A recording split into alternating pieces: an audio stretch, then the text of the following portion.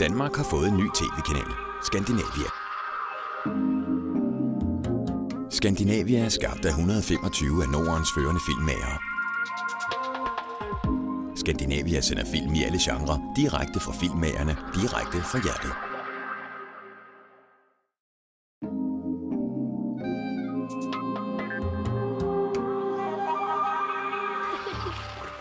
Bag bjergene. Dokumentar om 2 afghanske pigers første skoledag i en flygtningelejr i Afghanistan.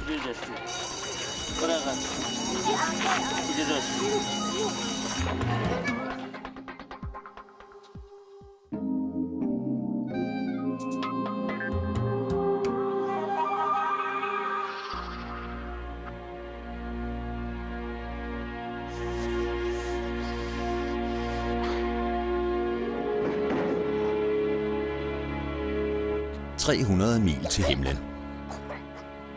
Film om 2 polske drenge, der flygter til Vesten. You are in a refugee camp. Refugee camp. Refugee camp? You'll get a room, food, medical treatment and money.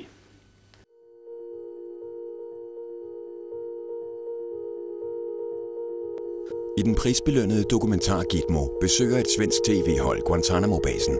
The wildlife here is very unique. You'll see iguanas and you'll see hutillas. Yes, on your right-hand side you can see the Guantanamo Bay Golf Course. It's a 9-hole golf course. We're talking about opening up a Kentucky Fried Chicken or a Pizza Hut on base, and we have a McDonald's here now, we have a Subway here, so slowly we're improving the condition of the soldiers, and this is just part of it right here. Endnu hemmeligholdte detaljer afsløres, da tidligere fanger og militære forhørspersoner tager bladet fra munden. We have nothing to hide. I know the truth. I don't know all of it, obviously, but I know the truth. We have nothing to hide. We believe in transparency. For første gang løftes sløret for nogle af de forhørsmetoder, der er blevet anvendt i Irak-krigen på Guantanamo-basen og i Abu Ghraib-fængslet. We're in the business of winning the global war on terrorism. He said, I think you treat the prisoners too well. You're too gentle with them. He said, you really need to treat them like dogs. Afsløringer, der splittede militærets spidser internt. Men de hårde metoder var dikteret direkte fra toppen. Interrogation techniques that we use in JTF Guantanamo are approved by the senior leadership of our government. Direkt efter att Miller tagit över kommandot så godkänner Rumsfeld personligen förfrågan om hårdare förhörsmetoder. I förfrågan vill man kunna tvinga fångar att stå i obekväma ställningar i upp till 4 timmar. I kanten har Rumsfeld själv skrivit: "Jag står 8 till 10 timmar om dagen. Varför begränsa till bara 4 timmar?" Gitmo, i aften kl. 20 på Skandinavia.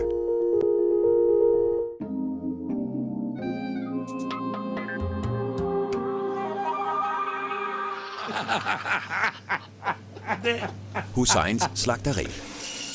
Dokumentar om slagteren Hussein og hans lille slagteri. Tak.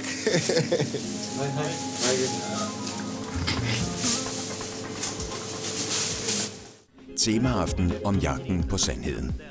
Gitmo om Guantanamo-basen, dansk tv-premiere på Skandinavia. Dalai Lama fortæller om sin fredsfilosofi, trods de mange år i eksil.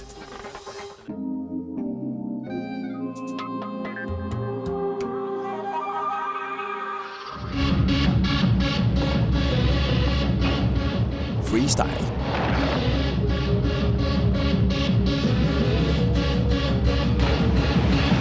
Dokumentar om unge, der lever for deres hobby, freestyle.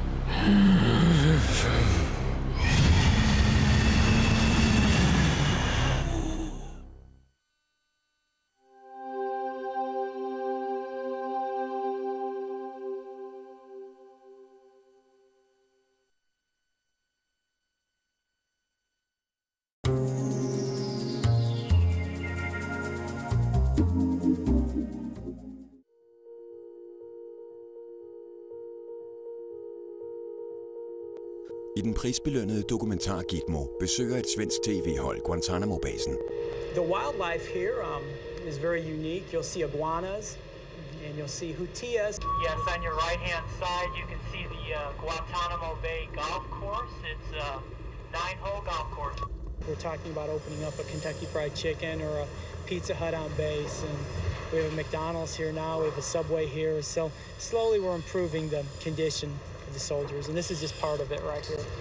Endnu hemmeligholdte detaljer afsløres, da tidligere fanger og militære forhørspersoner tager bladet fra munden.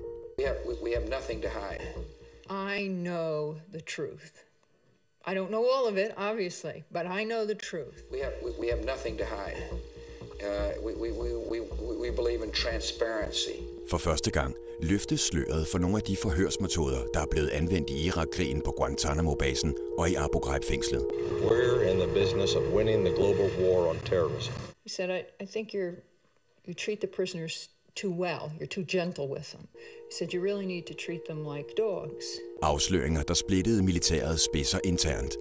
Men de hårde metoder var dikteret direkte fra toppen. Interrogation techniques that we use in JTF Guantanamo are approved by the senior leadership of our government. Direkt efter att Miller tagit över kommandot så godkänner Rumsfeld personligen förfrågan om hårdare förhörsmetoder. I förfrågan vill man kunna tvinga fångar att stå i obekväma ställningar i upp till 4 timmar. I kanten har Rumsfeld själv skrivit: jag står 8 till 10 timmar om dagen. Varför begränsa till bara 4 timmar? Gitmo i aften kl. 20 på Skandinavia. –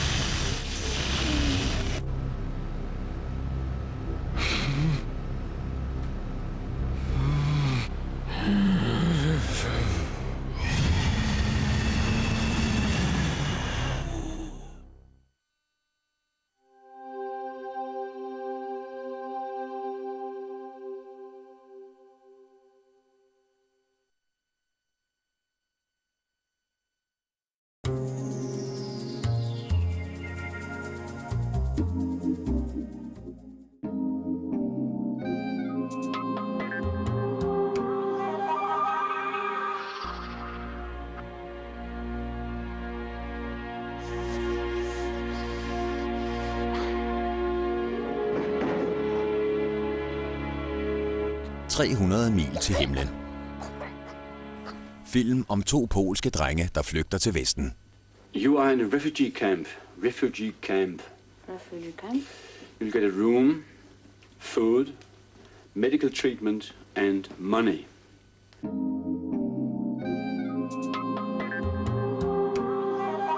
Now, this 21st century should be century of dialogue. Sandheden ifølge Dalai Lama. Dokumentar om den åndelige leder. If human nature is truly negative, then very difficult. But I don't think that. The human nature, I believe, positive.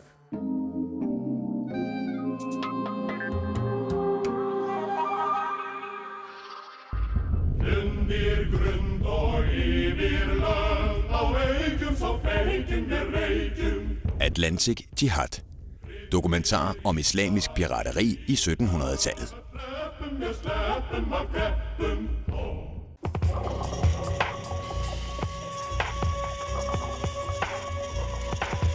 Poetry slam, of course, is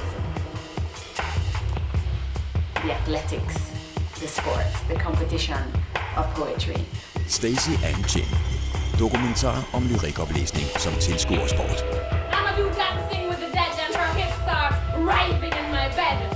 I am almost tempted to reject her, limbs supple and springing from the same soil that salted the first seeds of this exile revolution. Lørdags tema: stjernedrømme. Your eyes have so much to tell. It's good. And how tall are you? Det siges, det kræver blod, sved og tårer at nå sit mål.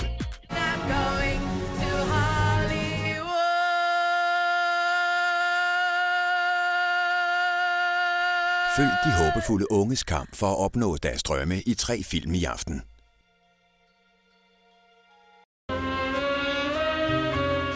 Jeg er levende. Portræt af digteren Søren Ulrik Thomsen. Den sidste af de medvirkende, som overlod mig at skrive ord til historien, bar jeg til graven i går.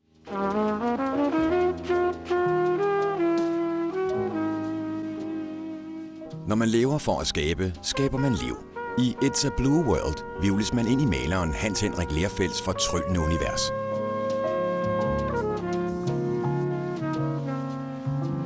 I aften på Skandinavia.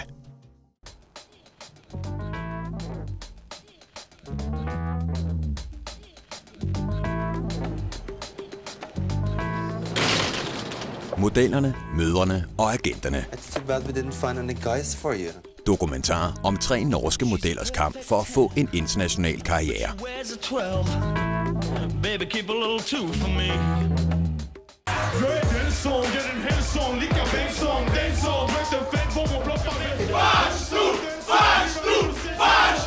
Gå løs.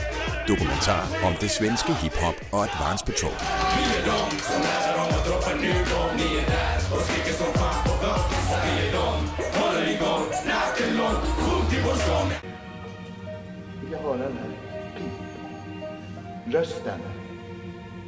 Finally, you all can see everyone is good to me. Hollywood. Kortfilm om en anonym servitrice, der drømmer om en karriere i Hollywood. I'm going to leave you now. I know you really love me so.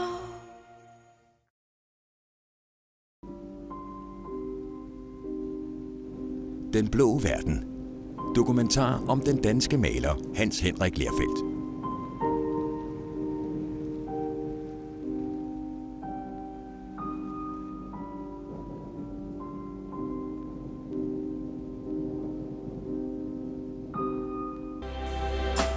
Det skimmer, det blænder mig. En duft af chokolade. Dokumentar om en kvinde, der ser tilbage på sit liv på chokoladefabrik og hendes fattige barndom. Det regner, klare, ljusa.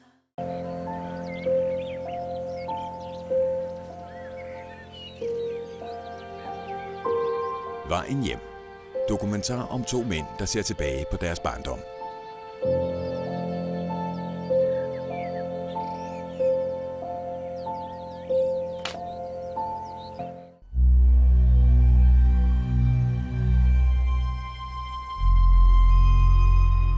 Prisvindende dokumentar om 8 albanere og serbere, der vender tilbage til deres hjem efter krigen på Balkan.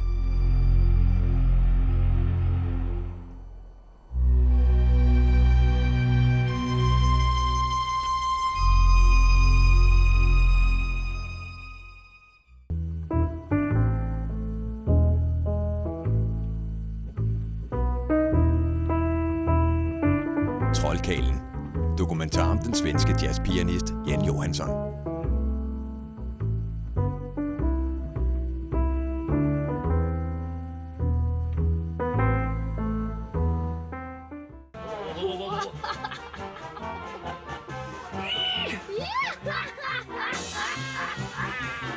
Når mor og far er klovne. Dokumentar om en russisk dreng, der arbejder som klovn i et cirkus.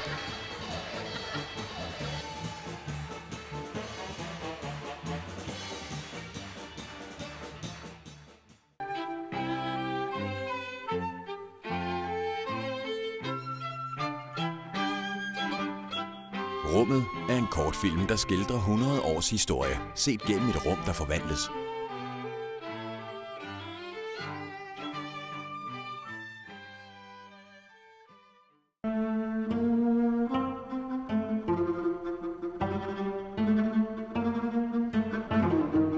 Se den internationale prisvinder Floden i aften på Skandinavia.